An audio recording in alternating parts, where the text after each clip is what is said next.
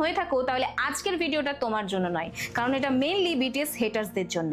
আমি চ্যালেঞ্জ দিয়ে বলছি যে এই ভিডিওটা শেষ পর্যন্ত দেখার পর তুমি যদি বিটিএস ফ্যান নাও হয়ে থাকো, কিন্তু তাদেরকে নিয়ে তোমাদের চিন্তাধারা বদলে যাবে। তোমরা যারা বিটিএস কে শুধুমাত্র মেয়েদের মতো মেকআপ করা গায়ক বা ছাপড়ি ব্যান্ড বলে হাসাহাসি করো, তারা হয়তো জানো না যে বিটিএস গত 10 বছর ধরে বিশ্বের সবচেয়ে বড় ইনভিজিবল মেন্টাল হেলথ ক্লিনিক চালাচ্ছে। 7 জন কোরিয়ান যুবক কিভাবে কোটি কোটি মানুষের জীবন ছুঁয়ে যাচ্ছে। আজ আমরা কোনো ফ্যান থিওরি নয়, বরং গেন্ট ইউনিভার্সিটির রিসার্চ এবং কার্ল জুংয়ের সাইকোলজি দিয়ে এই মানসিক বিপ্লবের আসল সত্যটা দেখব।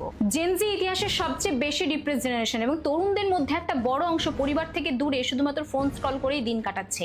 আমেরিকান সাইকোলজিক্যাল অ্যাসোসিয়েশনের পরিসংখ্যান বলছে যে 42% মানুষ আজকে হোপলেসনেসে ভুগছে এবং WHO 2023 সালের রিপোর্ট অনুযায়ী প্রায় 28 কোটিরও বেশি মানুষ আজকে ডিপ্রেশনে আক্রান্ত।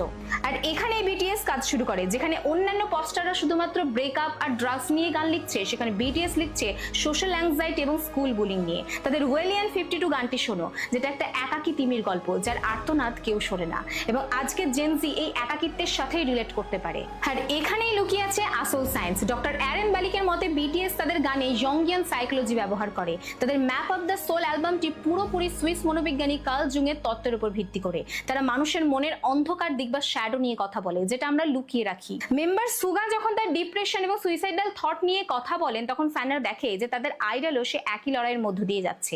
আর এখান থেকেই তৈরি হয় কালেকটিভ হিলিং এর, যে এমন একটা অনুভূতি যে হতাশ হওয়া কোনো অপরাধ নয়। এবার বিটিএস সম্পর্কে কিছু জ ড্রপিং ডেটা দেখো। 2017 সালে ইউনিসেফের সাথে তাদের লাভ মাইসেলফ ক্যাম্পেইনটি 155টি দেশে প্রায় 10 কোটিরও বেশি মানুষকে প্রভাবিত করেছে এবং চাইল্ড প্রোটেকশন ফান্ডে প্রায় 15% পর্যন্ত কন্ট্রিবিউশন দিয়েছে। মেম্বার সুগা অটিজম আক্রান্ত শিশুদের জন্য মিউজিক থেরাপি প্রোগ্রাম চালাচ্ছেন এবং রিসেন্টলি অটিস্টিক শিশুদের হসপিটালে প্রায় $5 বিলিয়ন ডোনেশন দিয়েছেন। আর তাদের ফ্যান বেস আর্মি, এটা শুধুমাত্র ফ্যান ক্লাব নয়, এটা একটা গ্লোবাল পিয়ার সাপোর্ট ইকোসিস্টেম, যেখানে লাখ লাখ তরুণ তরুণী একে অপরের পাশে দাঁড়ায়। এবং ল্যাফেনের স্টাডি বলছে যে এই কমিউনিটির অংশ হলে আত্মহত্যা করার প্রবণতা উল্লেখযোগ্যভাবে কমে।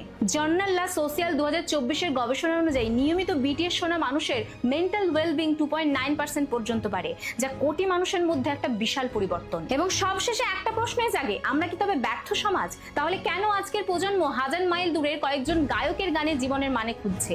বিটিএস কোনো ম্যাজিক করছে না, বিটিএস সেই শূন্য স্থানটা পূরণ করছে যেটা আমরা তৈরি করেছি। আমরা যখন ডিপ্রেশনকে বিলাসিতা বলি এবং অটিজম আক্রান্ত শিশুকে অস্বাভাবিক বলে দূরে ঠেলে দিই, তখন বিটিএস তাদের হাত ধরে একটা কথাই বলে, you are not wrong, you are just different. তাহলে এখন হেটার্সরাই বলো, বিটিএস কি শুধু ছাপড়িদের ব্যান্ড, নাকি তোমাদের এই চিন্তাধারা বদলানোর সময় এসেছে?